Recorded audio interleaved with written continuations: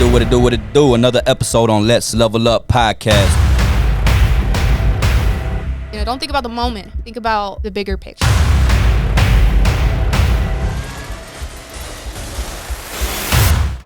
What it do? This another episode with Ricky Rodriguez on Let's Level Up podcast. Hey, like I've told y'all before, if y'all like the content we bring it to you guys, the vlogs, the great conversations we have with all the guests that come on this platform, because we don't just bring any guests. We bring guests that are leveling up in life. You know, they not probably, the perfect individuals, whatever, but they leveling up. They doing something in life to be better than yesterday, man. If y'all do like the content that we bringing to y'all, I invite y'all to please subscribe, like, share, comment, all that great stuff. It's free. I'm not asking for no money. You know what I'm saying? Just asking y'all for the support if y'all really love the content. And, hey, today we have a very special guest of, cool individual that I've met along the way, in his journey of life. You know what I'm saying? He's a father, entrepreneur, a go-getter. He's just an all-around great person with a great vibe. Hey, let's give it up for the homie, Chop God. What it do, bro? Hey, what's going on? Hey, I appreciate you. It's an honor having you here, bro. Thank you for coming to the platform. For the people that might not know you, where can they find you on social media, bro? Chop God, CHOPGOD _ on all platforms. Hey, y'all make sure y'all tune in. That's what's up, bro. That's what's up, man. And who gave you that name, Chop God? It's crazy. One of my friends gave me this name back in like 2018. Yeah. It was a nickname. We was in the barber shop, and by the time I was going by Chop by Dre. Yeah. And I was doing a haircut, and I was like giving out some instructions to somebody. Yeah. And he like, dog, you like the Clipper Messiah. Yeah. And that's what he said then and there while we talking. And he was like, nah, you like the Chop Messiah. And then he looked back, he was like, you like the Chop God. And I'm like, dude, Cam, that's fine. I fought with that. And I'm like, yeah. And I started thinking like Gucci Man, Trap God. And I'm like, that got a nice ring to it. Yeah. So my dog Cam out of Texas. Let's give it up to him. He deserves some class because that's a dope name. You know what I'm saying? That's what's up, bro. I could have been the Chop Messiah. That's what's up, bro. And we're gonna get into the barbershop stuff to to that lane right now. First, we want individuals want to know a little bit about your background. Who really Chop God. You know what I'm saying? For sure. And for the people that don't know, where you originally from, man? Oh, Atlanta, Georgia, born and raised. Yeah, and yes, how you love it out here? You ever see yourself living somewhere else besides over here in the A? I wouldn't trade my upbringing for nothing in the world, but I do see myself venturing off, giving myself a stint somewhere else. Yeah. I got my sight set on Miami or LA, so you might see me somewhere else in the near future. Yeah, and then always come back home. I always gotta have a home place, what I'm saying? Because they don't cook like us. Nah, man. This is where my family at, man. Yeah. So, this is always home. I'm always traveling to the West Coast, man, for work, and, so. That's what's up. And how was it growing up for you right here in the South, man? How was your childhood growing up over here?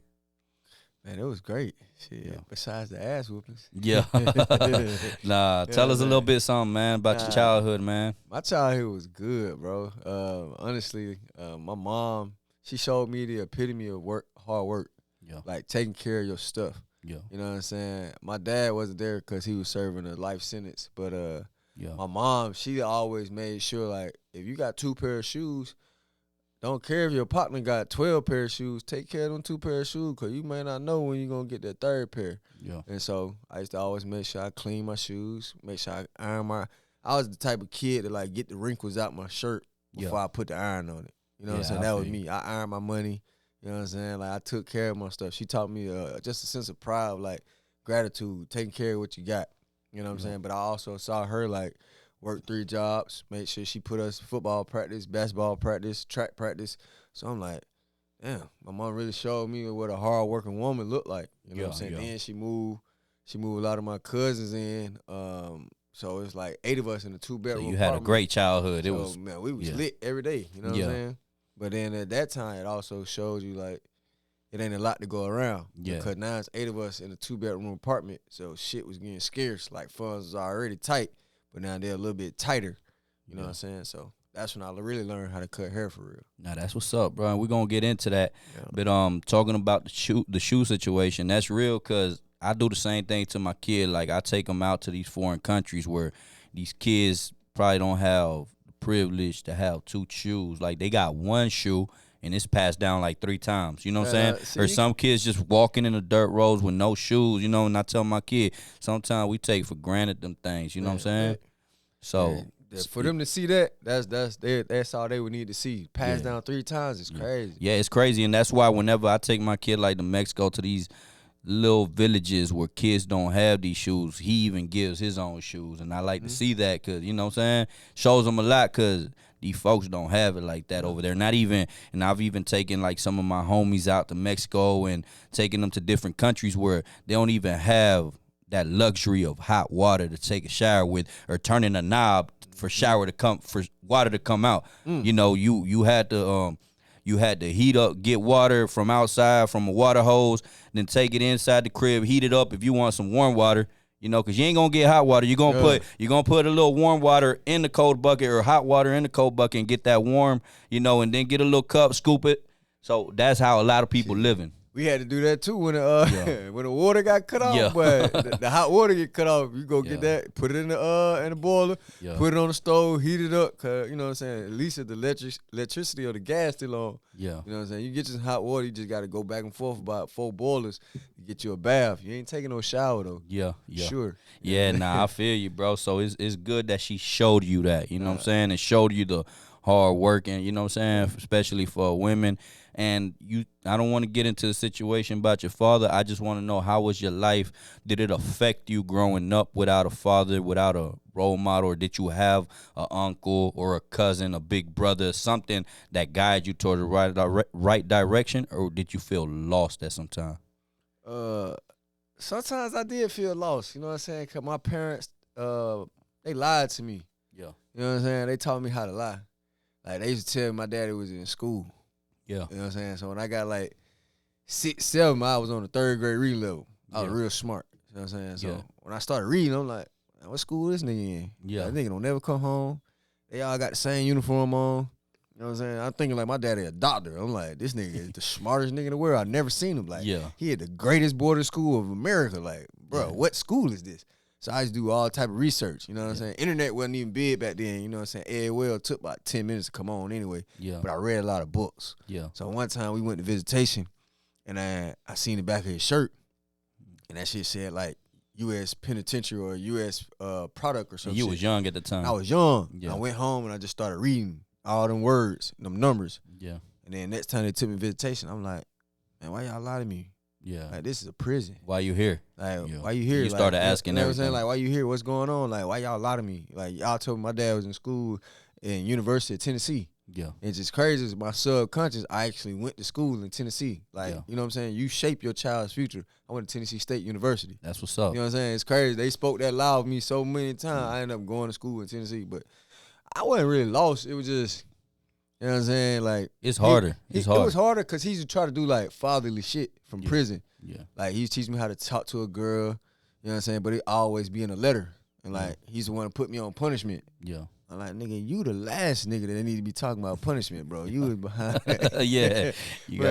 Even those letters. Especially when you got to that teenage. Man, I was bucking like, bro, why you trying to put me on punishment, bro? You serving a life sentence, my boy. Yeah. And, you know, them letters used to come all caps. Yeah, mad you got to be to get a letter all caps. Yeah. And that shit come like week to week. You know what I'm saying? Because we ain't had no Wi-Fi. We ain't had no Bluetooth. Nigga couldn't do no Zoom call, no FaceTime. They ain't had none of that. None of that. It was like you had money on the phone, which was like an arm and leg to my mom back then, or you had to go visit him a 3-hour, 4-hour drive. You know what I'm saying? Once or twice a month. Yeah. But them let us come all caps, but you know you're in trouble. Yeah. And how is your relationship with him nowadays? It's pretty cool, man. I talked to him last week, FaceTimed him while I was doing haircuts. You know what I'm saying? I keep his books straight. Yeah. I send him cash outs, you know what I'm saying? I bet he proud of you. He is proud of me, you know what I'm saying? But back in the day, it was crazy. It kind of gave me my fuel to be the best barber I could be, because when I was like 11, I started cutting hair at 10, playing around with my little brother. I told my dad in visitation one time that I was gonna be a famous barber. Yeah. And he was like, man, nah, man, don't be no barber. Barbers make like $7, $10 an hour. Yeah. You know what I'm saying? And they just talk shit all day. He's like, you way smarter than that. Like, go be an accountant. Go be a banker or something. You know what I'm saying? Do something with your smarts. Go to school. Go to college.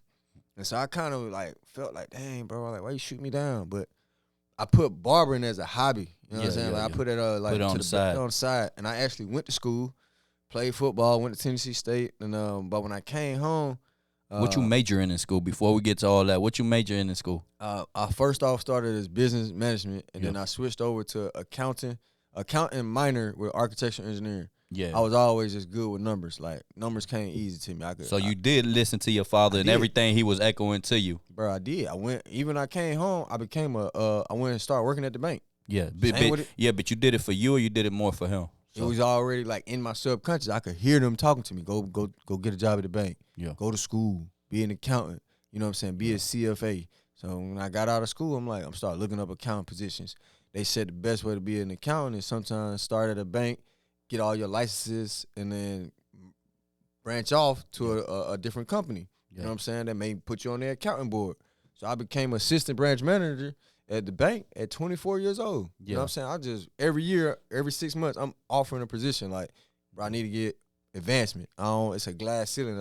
I'm too smart for this. Like, I need something else. So at 24, I was like, bro, I need to go get my own branch. I wanted to be a branch manager before I was 25. That was one of my goals. I remember it like it was yesterday. But they ended up firing me. And when they fired me, I'm like, damn, bro, I did everything everybody wanted me to do, and it still didn't work out. Like, but why did they fire you, if we can know? Man, that shit was some lame shit, bro. So let me tell you,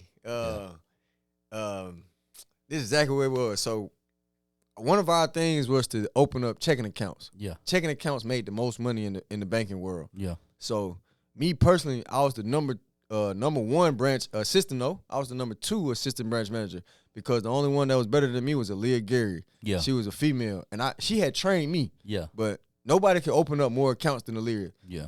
If she opened up 160 accounts that year, I think I opened up 144. Yeah, you was right under. But this is in the whole company, though. They flew me to Wisconsin, everything. I'm number 2, big dog. They filming me like, bro, we want to know what's your account opening procedure. Yeah. So I'm thinking like, man, I got the red carpet laid out. Yeah. I could just continue just being me. Yeah. So long story short, I'm opening up major accounts every day. So one day we had like a 21 account opening day. The last one came at like 6:40. The bank closed at 7. So me being me, I'm like, yo, I'm going to get this to my sales associates because I've already opened like 7 accounts today. I'm going to just open it real quick. Y'all finish up what y'all doing on the closing duties, and we going to get out of here by 7:15. You know what I'm saying? So I can set the alarm system.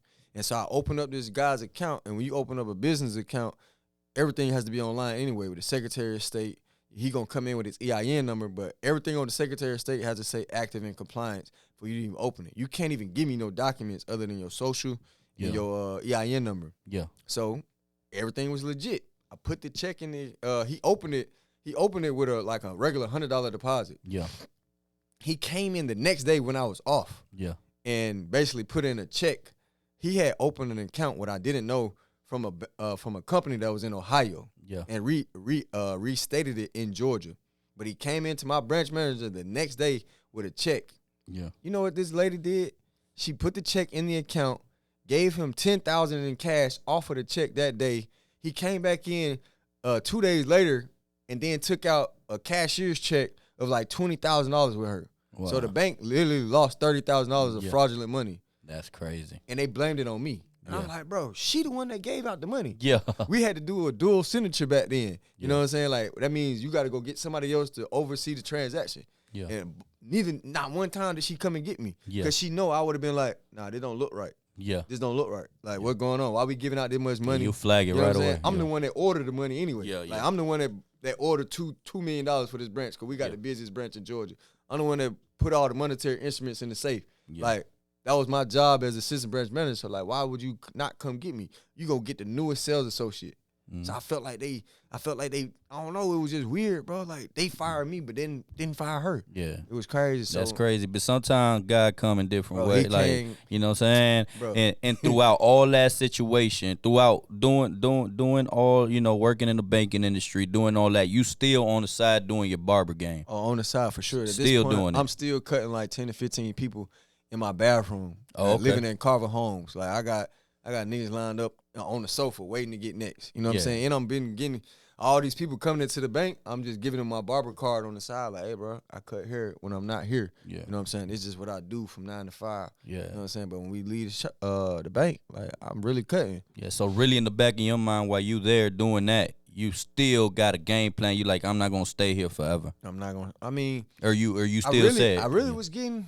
I ain't gonna hold you, I was getting comfortable because salary at 24, I was making like 45K. Yeah. Plus incentives. Yeah. And my incentive checks like every 3 months would have been like sometimes 2,000, sometimes 3,000. But then they had just flew me to Wisconsin in November. Yeah. They flew me to Wisconsin in November of 2014. But March 22nd, 2015, they fired me. So I was like, I was in that limbo area. Was like, bro, I'm really going to the moon with this banking stuff. I'm gonna just do what my family want me to do. Yeah, but see, the good thing, like I tell you, what if it would have happened to you when you was 50, 55? You know what I'm saying? Yeah. Like, I'm not saying it's too late, but it's harder to get, you know what I'm saying? Oh, and sure. plus, a lot of these companies, I'm not saying everybody's not meant to be an entrepreneur, which is cool. You know what I'm saying? And everybody's not, it wasn't born to be an entrepreneur, to be in entrepreneurship. But but a lot of these corporations, they give you the bonuses, they give you the 401k, they give you all this stuff to keep you there. They give you the red carpet treatment, you know, to keep you there. You know what I'm saying? So I mean, like I said, I think it was a blessing. You know what I'm saying? It was a blessing. It was a blessing. Like you said, to keep you there, because literally You was feeling comfortable. I was feeling comfortable, and I started praying to God, like, okay, I just got fired. What should I do? Yeah. He like, do what you love. And I still wasn't obedient. Like, I was still cutting, but I didn't fully get into cutting until August. Yeah. So what you do after that? Right after. So March, they fired me. So I'm scrambling now because I'm running through my savings to, like, pay my bills. You know, so I got money saved up, but I'm like, I need something coming back in. So I hit my cousin, like, yo, cousin Frank, I need to get a job real quick. So my cousin Frank hired me at Cox Communications. This was around, like, May or June. So literally, I'm at Cox Communications, and like you said, they give you all the promotions to keep you there. So I'm at Cox Communications. I run through the little 2-week training to be a traffic specialist. Yeah. And then right after that, they like, yo, we want to bump you up to traffic specialist too. Like, your observation and the way you knocking out these commercials is real keen. Yeah. You know what I'm saying? So I'm like, all right, bet. So they send me to traffic specialist 2 training. Yeah. I get in traffic specialist 2 training. They give me like 50 cents on my paycheck. But then when they give me another promotion, like 2 weeks later, oh, you got a $25 gas card, you got a $50 card into our 5-star restaurant downstairs, and then we're going to give you 24-hour access to our gym on the first level for the VIP level. Yeah. And so at this point, they gave me like 75 cents. So I'm now making like $18 an hour. Yeah. This is chump change to what I was making at the bank, but they giving me all these promotions within like a month and a half time. Because now we in like going into the end of June. Yeah. And I'm just like, I look up one day, the dude right next to me in his cubicle, I'm in my cubicle, and he like 300 pounds. Yeah. And I'm like, hell no. Can't do this forever. I can't do this, bro. I said, they trying to keep me here. Yeah. I said, I looked down, I said, Zach, bro, how long you been here? I've been here about 7 years. I said, man, he said, when you make it to traffic specialist 3, they put you on the other side, man. Or, you know what I'm saying, you can get your own district, you know, get your own team. Yeah. You know what I'm saying? And you got a couple people under you, and you just delegate the work. Yeah. I'm like, nah, I'm straight, bro. Yeah. So I went in, they had these little rooms, these office rooms, where you could, like, duck in and hold presentations. Yeah. I went into the presentation room, called my mom instantly. Like, Ma, this is it. She was like, what you mean? I'm like, Ma, I can't do it. I'm like, she was like, what they do to you? You okay? My mama always think when I say something like I'm in trouble, I'm tied up in the trunk or something. I'm like, nah, I'm on good. Like, I just can't do this no more. Yeah. I'm like, this ain't for me. God just showed me. Like, my coworker is 300-some pounds. He been here 7 years. They give me all this food money to stay downstairs. I don't go nowhere for lunch. They don't want me to go nowhere to work out. they want me to stay here, and they keep giving me these little perks, these little incentives. Yeah. I said, this is it, man. I can't do it no more. So I left the same day. I couldn't even give a 2 weeks notice. Yeah. It was like in my spirit. It was like, if I couldn't do stay it. here any longer. Felt like a trap. It felt like a trap, and my cousin was so mad. He was like, bro, why you leave, bro? You Why messing your cousin worked there? Yeah, And he referred you, so it made him look. He like, bro, you messing up my name, bro. Like, I done got you this job. You done got 2 promotions in a month, bro. Like, you was on your way. I'm like, cuz, I just couldn't do it, bro. And I'm like, it ain't for me. So this now the beginning of July. Yeah. And I'm like, hey, I go back on my knees. I get to praying like, God, I'm sorry I wasn't obedient, but I want you to just lead my footsteps. And he said, do what you love. Man, August 6, 2015, I picked up the Clippers full time, and I ain't looked back since. I haven't worked a job in 10 years. In 10 years. It'll be 10 years, August 6, 2015. Yeah, how old are you, bro, if you on that mommy ass? I'm 34. 34, you young. You know what I'm saying? And that's what's up. So how did you get in? You say you got into the barber because you started probably cutting out cousins at the crib and stuff. My little brother, yeah. Yeah, but did somebody influence you? Honestly, I was an artist. Yeah. I used to draw a lot. And me and my little brother we used to just get messed up a lot, for real. We used to get fucked up. We had times we went to the barber, and my barber Rashid in Marietta was so cool, man. Yeah. He was just like, I don't know, man. He just being in the barbershop, they let me sweep up, I get money and stuff, you know what I'm saying? It's crazy because I used to do that. I used to cut hair myself too. For real? Yeah. I didn't know that. Yeah, man. when I was in middle school and high school, I used to cut my homies' hairs and everything because my aunt, she owns a beauty salon here in Marietta too. So I used to go on the weekends, sweep when I was younger, when I was like 10, 11 years old, sweep and stuff, and I'll cut. They'll give me little dolls to cut and, kids. So I'll cut and stuff, but of course, same thing. I love creativity, all that, but I decided to go to the music side. So that's fine. I did not know that, bro. Yeah, that's cool though. But they the ones who really inspire me. And then literally, my mom used to cut me and my little brother's hair, and so it was just like, she used to fuck us up, bro. Like get Lil Bill skint fades with the trimmers. You know what I'm saying? We just bad. So one day I just like, look, bro, sit down. I'm gonna do this because I know what it's supposed to look like, and if she don't like it, we're going to blame it on the dude that's in the back of the apartments because he been messing up anyway. Yeah. I said, if she like it, I'm going to take credit for it, and she going to have to respect it. Yeah. She ended up liking it, giving me a lot of credit. Like, oh, it's so neat. This, that, and the third. The guy in the back took his time. Like, nah, I actually did it. Yeah. So my grandmother went out and gave me my first pair of clippers like a week later. And from there. How old were you there? 10. You was 10. I still got the photo album too, man. I wish I would have brought it. I got the photo album. Did you say them Clippers? I did say the Clippers. I ended up losing them. We moved like 2-3 times, but I got the pictures. Would have been golden, right? Yeah, it would have been gold. I would have framed them. Yeah, framed it, bro. Yeah. Back then, was no Instagram, wasn't no social media, wasn't none of that. So I had a Polaroid camera. Yeah, I used to make sure everybody took a picture of their haircut. You got the picture, bro. I got the pictures. That's what's up. That's what's up, man. And you've had some celebrities in your chair, man, or you've gone cut celebrity hair. Yeah. I can imagine, bro. I tell you, I used to cut hair when I first started. I get nervous and stuff. I feel like that gets you, like, I don't know if it gets you nervous. Did it get you nervous? Did it bring you back like that starting moment nervous? Cutting some of these celebrities thinking, bro, if I mess this up, this is like a one-shot opportunity. You know what I'm saying? Did that happen to you? Yeah, that actually did. I think it was my first celebrity. Yeah. Cut, because first of all, you know what I'm saying? Like, when you new to something, you ain't done it before. Yeah. But, you know what I'm saying? I'm not new to cutting hair. It's just like, this is a different type of clientele for me. Get too much stuck in your head, I think. I was stuck in the moment. Like, I get to Bruce Irvin's house, and his house is huge. You know what I'm saying? I'm like Fresh Prince of Bel-Air. I'm looking a whole nother level. Whole nother level. Yeah. First of all, when I was on the way there, I was already smoking. Yeah. So like this, I don't even smoke no more now. Yeah. But when I was on the way there, this is 2018. Yeah. I'm hitting the blunt.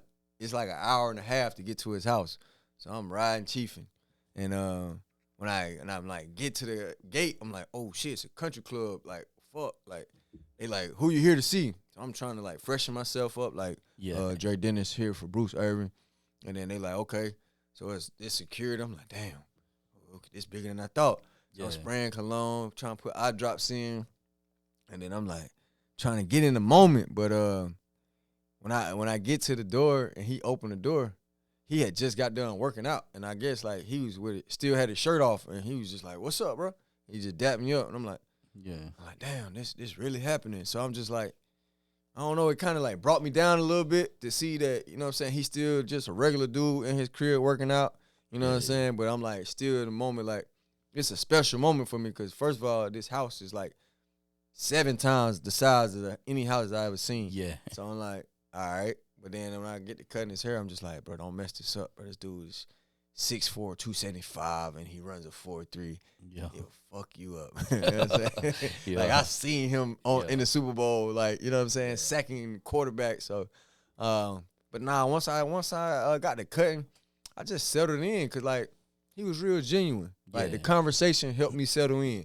Like, for him to be from Atlanta, you know what I'm saying, from the east side, like, we got to talking, and then he was just like, I was cutting one of my boys, and I just was able to lock in and really cut him like it was one of the people I already knew. And then literally, he hit me back up the next week. So I'm like, I did a good job. Yeah, that's what's up. You know That's what's up, bro. And how is that moment like? Because I know in your head, you're like, bro, I want to ask him for a picture, but at the same time, I don't. I don't know how that was with you, or did you ask him for one? I asked for a picture, for sure. Yeah, because sometimes, you know, it be some celebrities, like, you get caught in that moment. Because let's say I meet a famous individual, right? Super famous individual. And I'm like, in the moment, I'm like, bro, I want to ask him for a picture, but I know inside of them, sometimes they like to be looked as just humans instead of that icon or whatever they are. They like to. So I'm like, bro, I want to ask for a picture because I don't know if this is the last time I'm going to see him. Yeah. And I don't want to ask for pictures because probably I want him to feel like a human. I want him, you know, he probably going to hit me up again and be like, bro, like, dude, cool. Like, he cool. He ain't asked me for a picture like everybody else does, or he probably even thinking shit. He think he all that. He ain't asked me. So you never know. So that's why I don't even be too cool no more. Yeah. You know what I'm saying? I just, hey, bro, you mind if I get a picture? Yeah. You mind if I get a video real quick? Yeah. And Bruce actually the one that made me realize, like, because back then I was so in my work that sometimes I really didn't get a chance to be in the moment. Yeah. And so, like, he'd be like, I'd be like, I get a video real quick. He like, bro, you got like 100 videos of my haircut. Yeah. So I'm realizing, like, I don't really have to take a video every time. Yeah. I was kind of stuck in social media world. Yeah. Where I had to show them every time that I was cutting him. Yeah. And that really what used to, like, he didn't like for real. So at that point, it's like, I get my initial video, my initial picture, but after that, bro, we cool. I'm gonna just come around you, be regular. Like, I ain't gonna keep pulling out the camera phone. I ain't doing all that. Yeah. But anytime it's my first time meeting you, I'm getting the video. I'm getting the picture. You never know if it's part of my history, bro. Yeah. It's part of the resume. I've had celebrities be like, nah, I don't take the pictures. I don't do no recording. Yeah. Or they'd be like, you can get a video, but don't post it. Yeah. I'm like, damn. Yeah, that's what I'm telling you. Like, first I'll like to build a relationship with them. Yeah. And then when they get comfortable, then they probably gonna be like, yo, let's take a picture, bro. Come on. You know what I'm saying? But I don't know. It's different situation with different individuals. So you never know. You know what I'm saying? It's like I have a homie, a barber that he's cut, you know, he cut an individual hair, big, popping in the Latin side. Yeah. Popped it, and he was like, bro, I ain't want to take a picture with him because, you know, I wanted him to feel comfortable. And then ain't never heard back from him. So he only got proof through text that, you know, he was let in with security and all that, but never got the picture because, you know, situation like that. I need my I need my little 15 second. I need it. You know what I'm saying? Nah, that's what's but up, after man. that, we just be human. Yeah, and how are you able to connect with celebrities like that? You know what I'm saying? Most times it usually be either referral or social media. You know what I'm saying? Once they see my work and they've seen, like, other haircuts that I've done, they usually tap in. Yeah. You know what I'm saying? That's usually how it's going. Like, most times it be referrals. And like, just this past weekend I cut Jordan Tunji. I hope I said his name right. Okay. He had that platinum song Kalani. Okay. You know what I'm saying? Went viral, hit nominated for a Grammy, but, you know, my boy Vito, I've been cutting him for like 8 years. Vito, the podcast too. Not Vito, that Vito. Okay, because I know that Vito. A&R. Behind the scenes, connect the dots with 300 Warner Music Group. You know what I'm saying? YSL. So he plugged me in with him. But it's like more times than none, like once you take care of one person, they refer you to other people. And then the other celebrities, they'll see your social media and they'll hit you in the DM. Yeah. You know what I'm saying? Or they'll just call your phones. They don't really book appointments. Like I've had a situation where Adrian Brunner called my cell phone because my cell phone number is on my Instagram. Yeah. This is still to this day where I put a business number on my Instagram because they like to get directly to you. Yeah. And the reason Adrian Brunner booked with me is because he said the first barber he called told him to like my booking link in my bio. You know what I'm saying? Book appointment. And then like basically brushed him off. Yeah. But he didn't know Adrian Brunner was on the phone. Adrian Brunner called me and I was like, yo, what's going on? This Dre, how can I help you? He was like, oh yeah, man, I need a chop. I'm like, oh, that's perfect. My name's Chop by Dre. He's like, I know. That's why I called you. How fast can you get here? I'm like, AB. I didn't even know it was AB at the time, but I was just like, I'm like, but I could do it after such and such. And then he was like, I don't have that much time. You know what I'm saying? This Adrian Brunner. And I'm like, oh, okay. Yeah. Like, all right, bet. So I went in. I was like, bro, let me move some stuff around and I'll cut you. And then he did that again the second time he called me. You know what I'm saying? It was on Thanksgiving the next time he called me. And then it was like, yo, this AB. I'm like, oh, what's up, AB? I had his number by that time. You know what I'm saying? I'm like, damn, he hit me back. Yeah. I'm like, but it's Thanksgiving, AB, what's up? I need a haircut. You know what I'm saying? Trying to get chopped. I'm like, AB, it's Thanksgiving. He like, I know. That's why I need a haircut. I'm like, AB, I'm with my family. I'm praying over the food. He like, oh, so what you saying? I'm like, I can come cut you in about 2 hours. He like, bro, you know I ain't got that much time. And he hung up the phone. So the first time he told me he didn't have 2-3 hours. Yeah. So I'm like, you're right, Dre. You can't just keep putting people off. And we watching like I think it was the Cowboys and the Bills on the screen at that time. And I looked at my family and I'm like, yo, AB just called me. You know what I'm saying? This is his second haircut. They like, so my mom looking at her, she like, the boxer Adrian Brunner? I'm like, yeah. She like, you better go cut him. Sacrifices you had to make. Yeah. And my grandmother like, I don't care if it was Jesus on the phone. You better sit here with your family. I'm like, Grandma, nah, it's Adrian Brunner. She was like, I guess I put you a plate up. Go ahead and cut it. You know, that's your lifestyle now. So they put my plate up and I went and spent Thanksgiving with AB. Yeah, that's what's up, man. Now it's sacrifices. And one thing I say, bro, we prayed for this. So we prayed for it. So when moments like that come, we gotta make it happen. It's like me too. If it's 2 a.m. and I'm in bed or I'm anywhere and they tell me, yo, what you call it? Let's say who we gonna say? Let's say Young Jeezy say he saw Let's Level Up. He wanna get a podcast with you at 3 a.m. Well, I'm going to find a way to get over here at 3 a.m. and I'm going to bring my peoples in the back. I'm going to be like, I don't care. We coming. You know what I'm saying? Got to we pray for this. Mm-hmm. You know, and it's a once in a lifetime things that happen that other people waiting in line to take that place from you. It's a sacrifice. Yeah, sacrifices, bro. And those sacrifices, just in these moments, like I still make sacrifices in my 10-year career.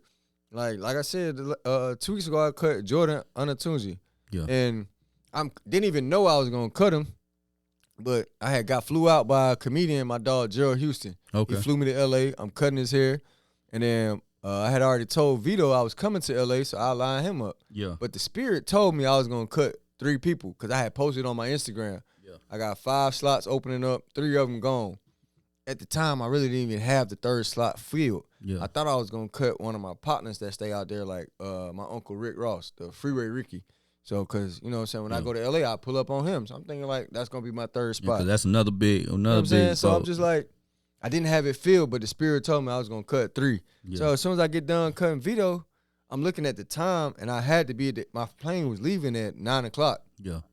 I get done cutting V, it's like 7. As soon as I get done, he called Jordan, like, yo, you want a lineup? You want a haircut? He like, yeah, I'm going to get one, bro. Your stuff super crispy. So, I'm looking at the time, and I'm like, it's an hour to the airport and it's LA traffic, even though we 10 miles away. I said, I get done cutting Jordan, it's going to be like 7:30, 7:40, plus an hour getting there. I'm not going to get to the airport until 9. I'm already knowing my flight is leaving at 9. So I'm like, V, I got to cancel my flight. He said, what you going to do? So I literally pulled to the side, rescheduled that flight, hopped on the 11 o'clock flight. The 11 o'clock flight was an extra $200. Yeah. But I was like, pay an extra $200 or miss cutting Jordan Anatunzi and building another relationship. Yeah. I paid the $200. Stuff you had to do, bro. Part of the game, Part bro. of the game. Part of the game. And what's the wildest celebrity haircut story you got, man? And you don't have to say no name. I just need a wild story, bro. I don't even care, man. I say names, man, because it's wild. It's authentic. So my wildest story for real, bro, is I was at Boosie house. I thought I was gonna cut Boosie. Damn, bro. I would love it. Man, that'll be dope. I got a call from Boosie manager. No, I got a call from his cousin. Somebody, it was Bishop Beeve. That's who it was. Man, Boosie will say, "Hey, bro, cut my hair, and I'ma put you on the story. I ain't gonna pay you though." You know how Boosie is, bro. I just knew I was gonna cut Boosie. It was a Saturday at the shop. I'll never forget it. My brother was with me. I'm packed out. I got like 12 appointments that day, and Bishop called me. Bishop Beeve called me and said, "Hey, bro, Coley over here, Boosie artist, Boosie over here." Boosie manager, his cousin, Ariel over here. Ariel been my homie for about 5-6 years at the time. Yeah. So I know Ariel, he the common denominator. Yeah. But he's working with Bishop Beeve at the time. So long story short, Bishop tell me to come on right now. Boosie need a cut, and you gonna cut the whole house. So I get over there, I rush, I cancel my appointments, and when I get there, my dog Kyrie City is in the building cutting Boosie. So I was a little bit too late. He called his original barber. But I wasn't tripping though, cause I worked at Kyrie's dad salon suites. Yeah. So I take a video like, yo, my boy City in here. We chopping the old house. Boosie in here. Boo, what up? Coley P, Bishop B, Ariel, we popping it.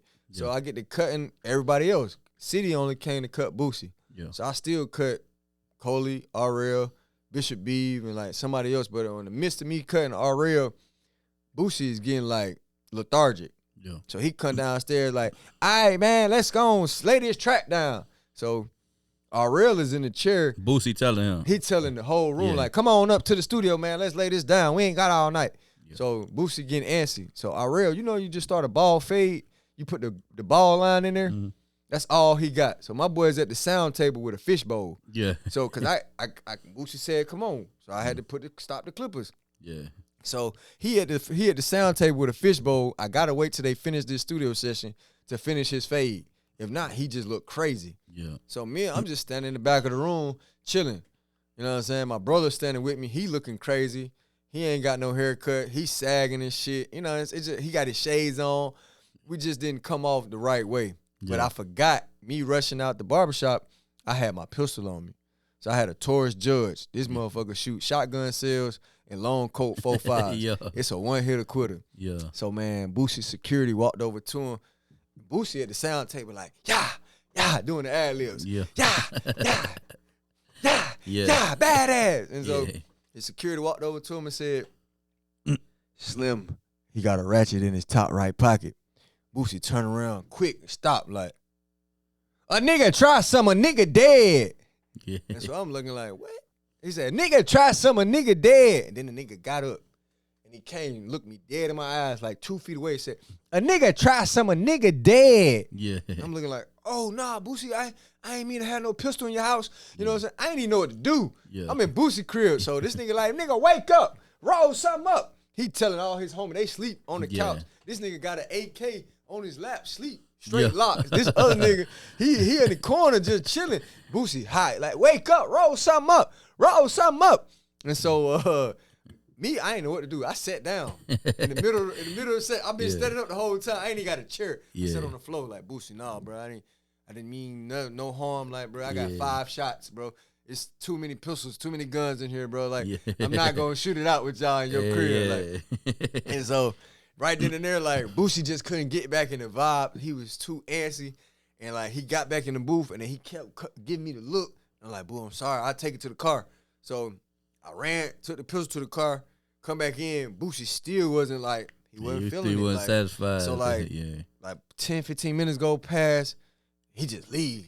All right, man, that's it, man. We going to roll something up. Like, they go, and they have a house meeting.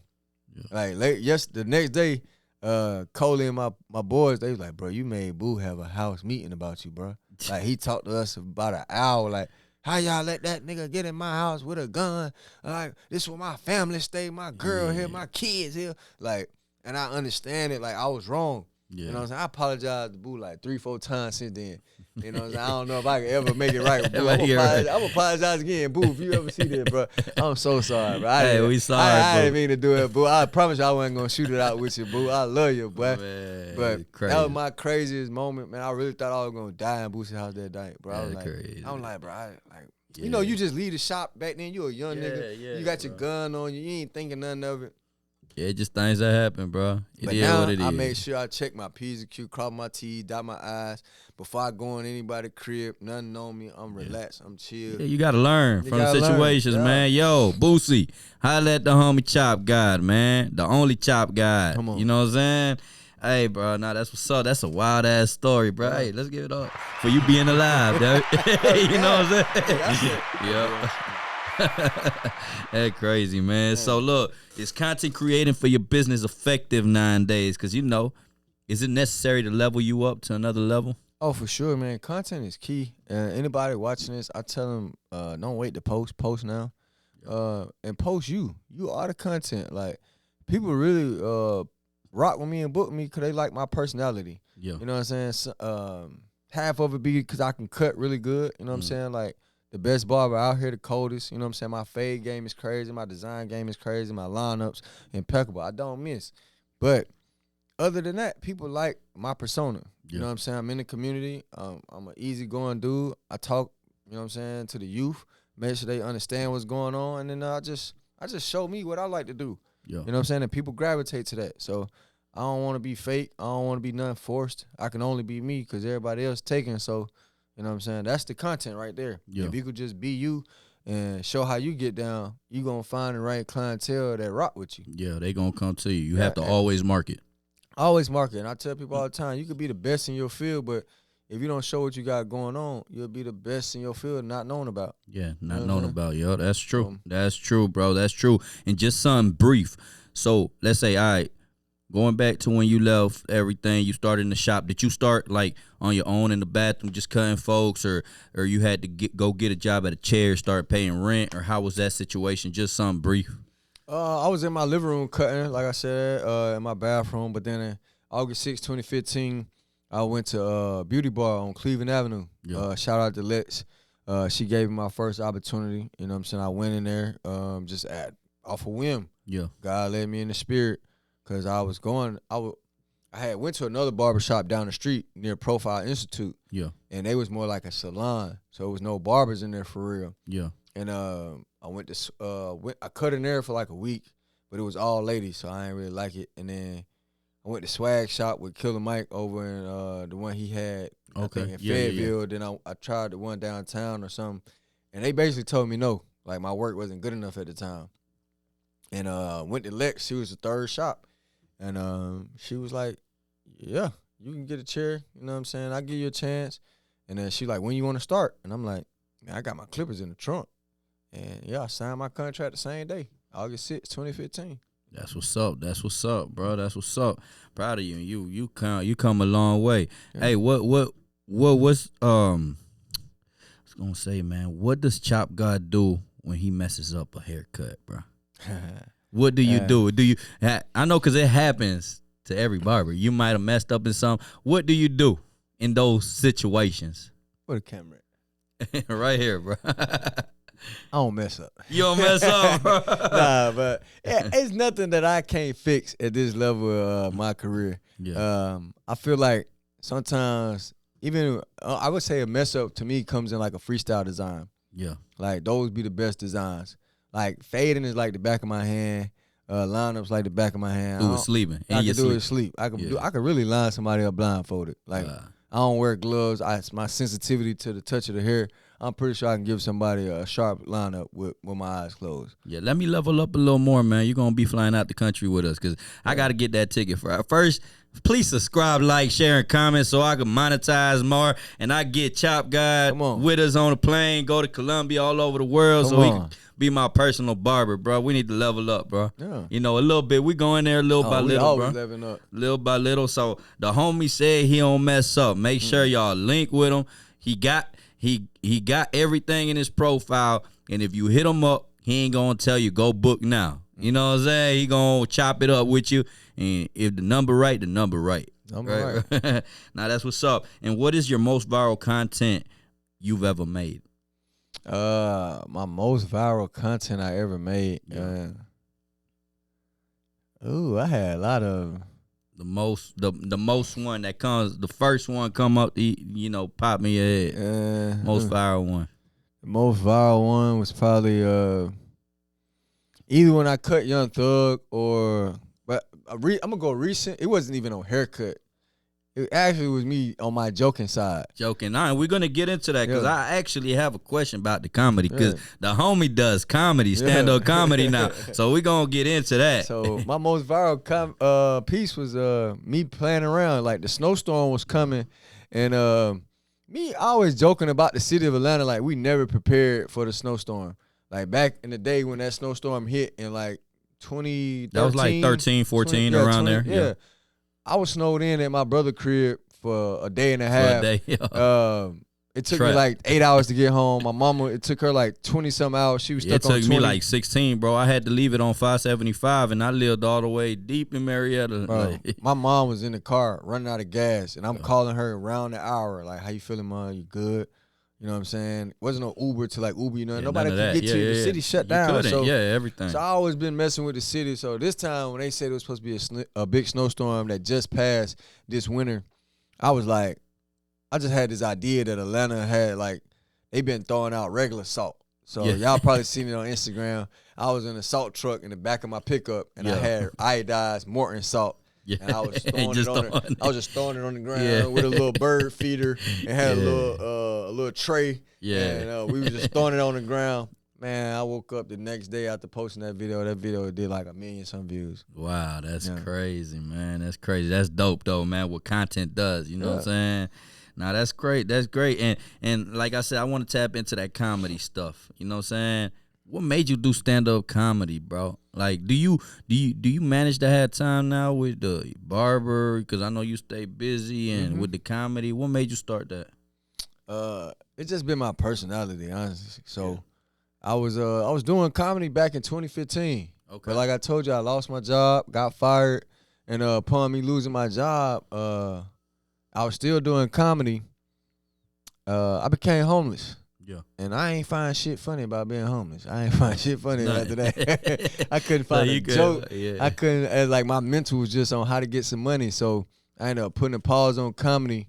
But right before I put a pause on comedy, the agency that I was working with at the time, they booked me for a comedy show at Pine Street Homeless Center. Yeah. And Chris Jones, Funny, was headlining. Yeah. And I was like one of his openers. Wow, and I'm like, God was testing me. So I was like, this is a terrible test, God. Like, you want me to make these homeless niggas laugh, and I really need a bed in the back. Like, this is terrible. Like, I can't make these niggas laugh because I'm in the same boat. Like, I have nothing to laugh with them about. So I gave comedy up, and literally just my persona, my personality. March 2023, one of my students, my little sis, she became a Barber student, like family. She signed me up for a comedy show, and I didn't even know it. Wow. It was like a new era comedy show, and they hit me like, yo, we need your headshot for the flyer. I'm like, what you mean, what flyer? And then she like, yo, your sister Lana signed you up for our open mic comic night. And I'm like, what? She was like, yeah, she said you used to do comedy and you super funny. And I'm like, for real? So I called her. She told me she did it. And I ended up doing the comedy show, and I won. You won. And I ended up winning like $200 because I didn't even know it was like a prize money, but I won. And then right then and there, I started meeting other comedians, and it just gave me that accountability, like stay in the game. Yeah. You know what I'm saying? So ever since then, I just been in the game. Yeah, every week, stand on stage, meeting new comics, hitting open mics, traveling, doing shows, go out to LA, work different rooms, work the room in Denver, work the room in Charlotte at the Dreamville Festival. Yeah. It's just easy to me getting up there telling my stories. It's like therapy too. That's what's up, bro. And how do you see the entertainment business or the entertainment world since you're tapped into that world now? You've been learning as you go too? Yeah. In comedy and in the entertainment world, it's just really like it's a dog eat dog world. You know what I'm saying? It's a lot of support, but And in comedy, there's no money up front. Yeah. So you gotta have something. Like me owning my barbershop, I feel like now God put me in a position to where it's like I'm better off to sustain an income and be able to go do shows because I ain't making no money. Yeah. Back then I couldn't do no shows because I ain't had no money. You ain't had. Now You know you what got I'm a saying? little bit to invest in it. Yeah, I got a little bit. I could travel. I could be free when I get up here. I could talk and tell y'all I got real stories now. Yeah. Back then I ain't had no stories. Like I got real stories and I got real money. So unless you somebody that really believe in you get behind you, but they really own you. Yeah. You know what I'm saying? Stuff like that you seen situations go south like that. Yeah. It's same situation like me. Like I got my construction company, painting business that sustained this level up thing while it's growing. You know what I'm saying? Otherwise, I had to create the platform. If somebody believes in me or whatever, they'll want to invest into it but take a percentage. That's a fact. You know? So right now we own the full thing because my company is funding it. You know what I'm saying? So it sounds similar to that. Yeah. And I still wouldn't be opposed to, working out a distro deal Yeah, with me people neither, or people just invest and say, hey, bro, I believe in you. I want to put some money behind you. And I get them a percentage because what I learned. Got to be the right thing, though. Got to be the right thing. And then even if a percent of a huge number is still a lot of money. Yeah. You know what I'm saying? Yeah, for so sure. if I give you enough percentage, I got to have the right percentage to where it's like, Gotta make sense. If we do this the right way, we both gonna eat. Yeah, we both gonna eat. It's gonna make sense. You know what I'm saying? So yeah, me too. We open the offers, but it's gotta be genuine. Gotta be and, genuine. it's gotta be genuine. Now that's what's up. And can you name a few sacrifices you had to make to get to where you at, bro? Just so they can know. Because a lot of people, because you could be at the top, and a lot of people just see the top, That's easy. all they see. You know what I'm saying? The sacrifice that I had to tell people a lot of time is putting in the time. You know what I'm saying? Like, put in the time to master yourself and master your craft. Yeah. Like, a lot of people think that this just happens overnight, but it took me years to be an overnight success. So, stay hungry, stay a student. My sacrifice literally was discipline.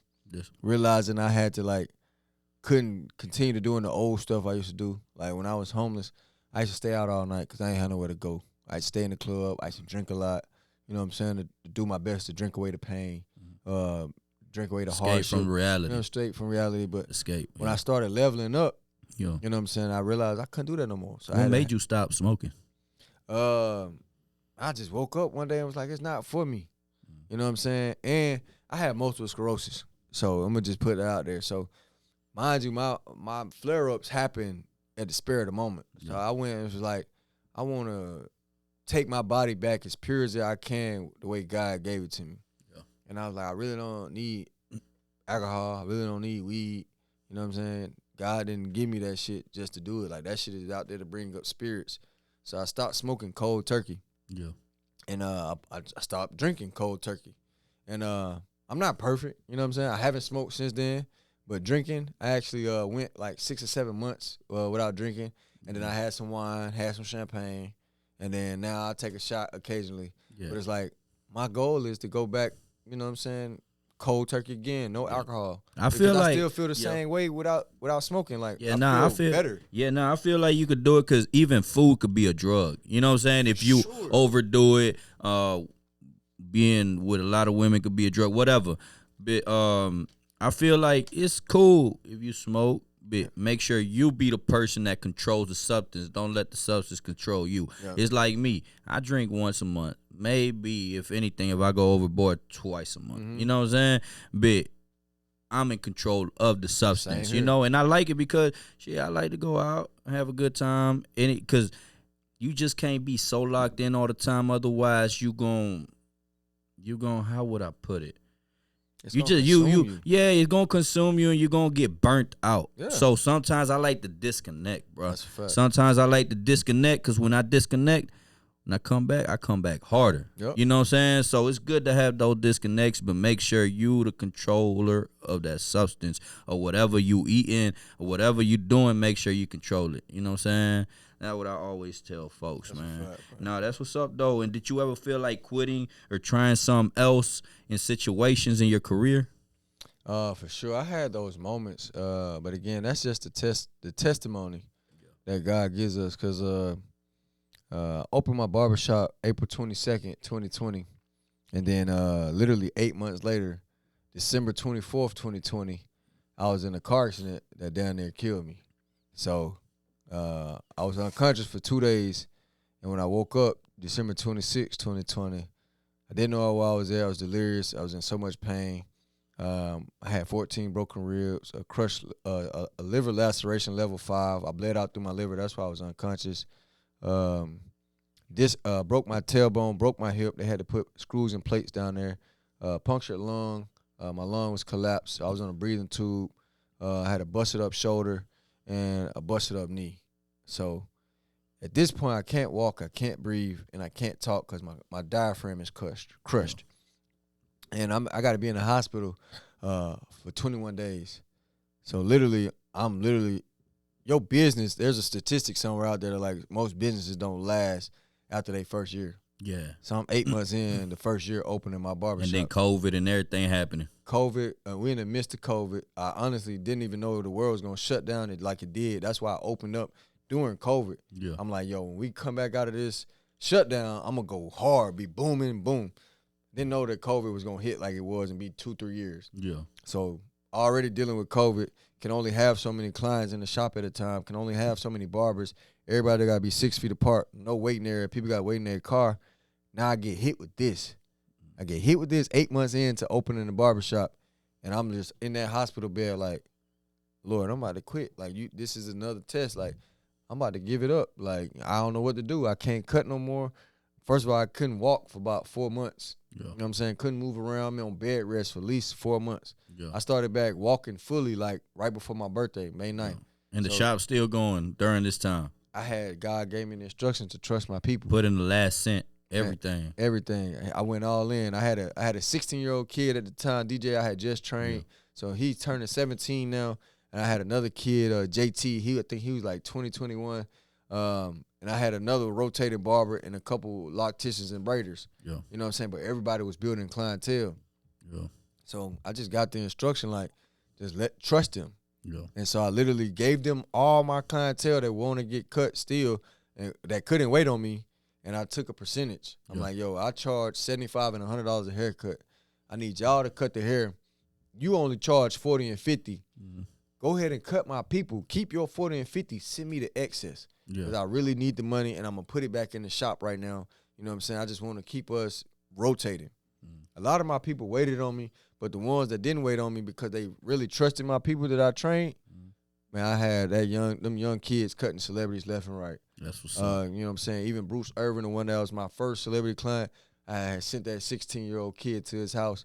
He cut him up, man. He was like, yo, young bull, nice, bro. You got him in the dough. I'm like, yeah, bro, I'm seeing it. You know what I'm saying? I'm giving him all the tools that I got. And here we are 5 years later. If I didn't trust that team, who knows where I would have been. But I trusted my team. I put more into them. And all I did was the marketing and the back office stuff from the crib, from being on bed rest. And we 5 years in the game now. That what's up, bro. That what's up. See, I even got chills, man, because you ain't quit. Let's give it up for Chop God, man. Hey, I even got chills, bro, for real, because it be situations like that, test that God sends you, you know what I'm saying? You know, just to kind of, you know, I feel like always, I don't know, he put you in these situations, bro, to make you stronger. You know what I'm saying? Sure. Make you stronger, make you tougher, and make you better. You know what I'm saying? Because I bet you came back better. What? That's 100%. Yeah, so 100%. I mean, it's just situations we go through. Cause boy, I done been through multiple situations where I'm like, man, I don't think this gonna work. Yeah. But then it's like some just telling you, keep going, keep going. And I definitely came back harder because I realized like, if I can make it through this, I can make it through anything. That's what's up, man. And I'm proud of you. You're doing big things. Hey, one last thing we do on Let's Level Up, man. We give the folks a message of motivation. You know, in your case, for any young barbers or anybody trying to pursue whatever they want to do, you know what I'm saying, in their life, you know, because you still chasing that comedy dream. You know what I'm saying? It's another dream you got going level. On. You know what I'm saying? So, and it's going to be harder, but like they say, the harder, the bigger the risk, the bigger the reward. So, you know what I'm saying? And people like us, I feel like we just keep going, bro. I think what fills us up, what fills our life, it ain't even the money. It's just keep going, waking up, to having to do something. You know what I'm saying? Waking up that gas that fuels us. You know what I'm saying? Because I feel like I always say, man, I wanna retire over here. I don't think I'm ever retire. I think I'm gonna be 80 and still doing podcasts. I don't give a damn.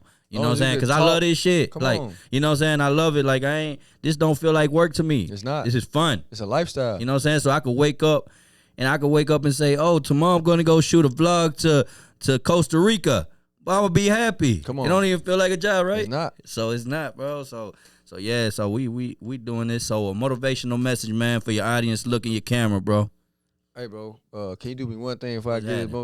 Can I see your eyes? What's up? Let's get it. No homo, bro. Nah, let's get it. Let's get it. It's a serious moment. All right. It's a serious moment, yeah, man. Yeah. Let's get it. And I'm going to take the damn hat off so you can see my hair, too. Oh, it's cool, you know man. what I'm saying? Nah, but Chop God ain't cut it. But he gonna get the next one. I just want to see my eye. Come look in the cameraman for everybody out there, kid that's with a dream. Because I train kids how to cut hair at the highest level. Whatever your dream is, whatever your ambition is, I just want to let you know, man, you may have to be crazy. You may have to be delusional to bring something to life that nobody else could see or nobody else could feel but you. That don't mean that you're wrong. No matter what somebody else tell you, I want you to fulfill that promise to yourself. Ain't nobody gonna save you but you. So if you got this feeling, you got this urge, as long as it's a good dream, it's a good intention, it's a good goal, go for it. You know what I'm saying? Like I said, it's a mindset. You could train yourself to think a certain way. And as long as you got, like I said, good ambitions, good goals, good dreams, I want you to go for them, man. Leave all that street shit alone. My grandfather on my dad's side, he died in prison. You know what I'm saying? They gave him so much time, they knew he wasn't coming home. My father is serving life. That street shit is played out. You know what I'm saying? I want you to go for what you know is right. That little voice in your brain that's telling you to go for it. You know what I'm saying? Not all that other bullshit that your street partners and your homies is telling you. I'm talking about that little voice on your shoulder that's like, man, go be a doctor, man. Go be a lawyer, man. Or go out and be a content creator. Because content creation right now is $1 billion industry. Don't let nobody tell you wrong. You can pick this camera up that we're recording on right now, and you could make 7-8 figures. You know what I'm saying? So whatever dream you got, I want you to see it through. I want you to finish it and never give up. Perseverance. I know that shit sound cliche, but you know what I'm saying? It's going to win. Just don't worry about the win. You know what I'm saying? It's going to happen. You know what I'm saying? So that's it, man. My thing to you is just, if you out there looking at me now, just take my story, everything that I've been through, and know that you could do it too. You know what I'm saying? Because I really felt like it was multiple times where I could have gave up. Multiple sclerosis put me down. My right arm went numb for about 4 months. God showed me how to cut hair with my left hand. There's always a way. If you stick to plan A, you ain't got to worry about no plan B, man. Just execute plan A. You only got to be right one time. That's my message, man. You only got to be right one time. Let's give it up for the homie Chop Guy. Hey, that's what's up, bro. Like he said, level up. It's step by step. You're not competing with nobody but yourself. And like I tell a lot of folks, man, and I've mentioned this before, imagine the person who invented the damn plane. How many people thought he was crazy? Man, they say, hey, I want to invent something that flies, that takes a lot of people from this place to that place. You think, how many people say, you crazy as hell? You crazy here. I tell people, too, the person that invented the paperclip. Yeah. People thought he was crazy. Yeah. Like, that's a $1 million invention. For sure. Like, bro, I'm going to invent this little thing. It's going to hold these papers together, and I'm going to call it the paperclip. Oh, my God. He's a millionaire. And billionaire, so baby. small. Yeah. So small. Simple. So just always believe in yourself is the thing. Yeah. Level up. Don't compete with nobody but yourself. Yeah. You know what I'm saying? And always stick to the goal, man. You know what I'm saying? So that's what it is. Let's give it up again for the homie Chop Guy. Hey, I appreciate you coming. It's an honor, man. Keep doing your thing. We proud of you. You know, keep leveling up, bro. Yeah, don't tell nobody else I want to see your eyes. Nah, it's all right. Hey, like I said before, if you like the content, please subscribe, like, share, comment, all that great stuff, man. And make sure y'all go to the homie's IG page, you know what I'm saying? Oh, by the way, you got any merch, anything you like to announce, any future plans, man? I do, man. Actually, I do have merch for my shop, Centric Barber Lounge. You can go at centricbarberlounge.com. But I also teach kids. You can DM me. Chop God at CHOPGOD_. I teach at all levels. But I am working on the clothing brand right now as well. You know what I'm saying? Just on my creative side, you know what I'm saying? So y'all be on the lookout for Concrete Rose. You know what I'm saying? I feel like I'm that rose that made it through the concrete, man. I want you to be the same one. So I want you to push through when pushing through seems inevitable. That's what's up, bro. Comedy shows up next? Oh, yeah, man. Open mics every week. We always at Uptown on Mondays. I definitely do Uptown on Mondays and Thursdays. And I'm working on some rooms in L.A., you know what I'm saying? I did the Zebra Room in L.A. I got good responses. So I think it was the Underground Comedy Room that was in Denver. So I just want to broaden my horizon. I know I'm cool in Atlanta. I know Atlanta comedy, but I want to step outside the box. So I'm on the waiting list at the Laughing Skull too. So y'all gonna be seeing me in a lot of different places here on the scene, man. Hey, y'all make sure y'all tune in. I definitely got to go to a comedy show, and I definitely got to get a Chop God cut one of these days. We're going to make that happen, and we're going to put it in the story so y'all can see how he level up. Yes, sir. You know what I'm saying? Let's give it up for Chop God again, and we see you on the next episode. Let's get it, baby. Level up.